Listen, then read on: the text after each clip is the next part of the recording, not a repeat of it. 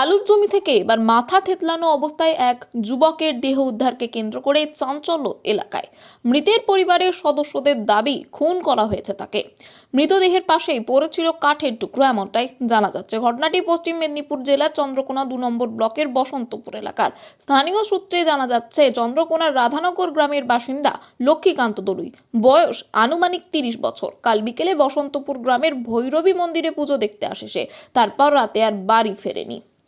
আজ সকাল নাগাদ পরিবারের সদস্যরা জানতে পারেন, মন্দির থেকে কিছুটা দূরে আলু জমিতে মাথা থেতলানো অবস্থায় মৃতদেহ পড়ে রয়েছে লক্ষ্মীকান্তের। বসন্তপুর এলাকায় মন্দির থেকে কিছুটা দূরেই লক্ষ্মীকান্তের শ্বশুর বাড়ি বলেও জানা যায়। খবর পেয়ে ঘটনাস্থলে দ্রুত পৌঁছায় চন্দ্রকোনা থানার পুলিশ। মৃতদেহটি উদ্ধার করে ইতিমধ্যেই সেটিকে ময়নাতদন্তের জন্য পাঠানো হয়েছে। পুলিশ সূত্রে খবর, এই ঘটনায় কারা জড়িত রয়েছে বা কিভাবে হলো মৃত্যু তা নিয়ে পুরো বিষয়টি তদন্ত শুরু করেছে পুলিশ। মৃতের পরিবারের সদস্যদের দাবি, এই ঘটনায় যারা জড়িত তারা দ্রুত গ্রেপ্তার করুক পুলিশ প্রশাসন। এই বিষয়ে দেখুন বিস্তারিত 24 আওয়ার্স আরামবাগের রিপোর্ট।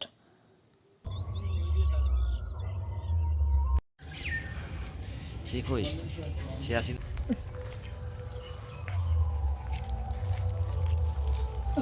মারা গেছে কে হয় আপনার? আমার ভাইপো হয়। কি মনে করছেন বা কি দেখলেন? আমি বুঝতে পারছি এটা মার্ডার কেস, মানে যতদূর সম্ভব যে মার্ডারটা করেছে সে লোকাল কোনো ছেলে হবে, নাহলে কোথায় মোড়া কাটা আছে, কোথায় কী আছে ফাঁকের ছেলেরা কেউ জানবে নি।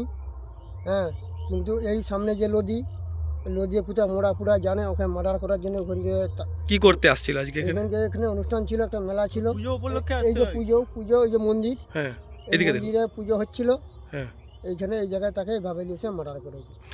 কিভাবে দেখলেন? এবারে কিভাবে পড়ে আছে দেখলেন? এসে দেখলাম হুবড়ি গাদায় পড়ে আছে। হ্যাঁ, হ্যাঁ, আপনি দেখুন। ঠিক আপনি দেখুন। এই যে এমন ভাবেই পড়ে আছে লালায়, হ্যাঁ। এই যে লালা এমন ভাবেই পড়ে আছে। হ্যাঁ, যেভাবে পড়েছিল সেভাবেই মাথায় তার মেরেছে, মাথা তুলতেও পারেনি, দেখে বুঝতে পারছি যেভাবে পড়েছিল সেভাবেই পড়ে আছে, ছটফটও করেনি।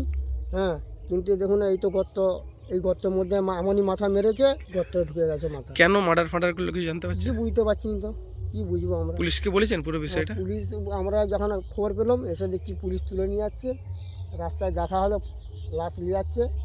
আপনার দিকে কারা খবর দিল? আমার দিকে ওই যে মারা গেল, হ্যাঁ, ওর একটা মামাতো ভাই আমার দিকে যে সকালে খবর দিল বাড়িতে। কালকে তো রাত্রে বাড়ি ফেরেন? রাত্রে বাড়ি ফিরেনি, আর রাত্রে আমরা জানিও নি। এবারে কখন বেরিয়েছিল বাড়ি থেকে? বাড়ির থেকে বেরিয়েছিল প্রায় তখন বিকেলের দিকে, 5:30 সন্ধ্যা 6টার দিকে এরকম হবে।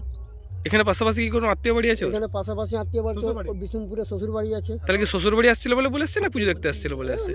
এমনি অনুষ্ঠান হয়, পূজা হয়, আসতে দেখতে শ্বশুর বাড়ি থেকেও আসতে পারে, হয়তো ধরো শ্বশুর বাড়িতে সাইকেল রেখে দিয়েও আসছে। আরও 4 জন ছিল তার সঙ্গে আমাদের এখানের। হ্যাঁ, তারা সাইকেলে চলে গেছে, আর সাইকেল শ্বশুর বাড়িতে রয়ে গেছে। এবারে সকালে এবারে শুনছি তো এরকম কেস। হ্যাঁ, কি নাম আপনার ভাইপোর? আমার ভাইপোর নাম হচ্ছে লক্ষ্মীকান্ত দলুই। আপনার নাম? আমার নাম গণেশ দলুই। কি চান আপনি এখন কি চাই, যে মার্ডার করেছে তার শাস্তি চাই।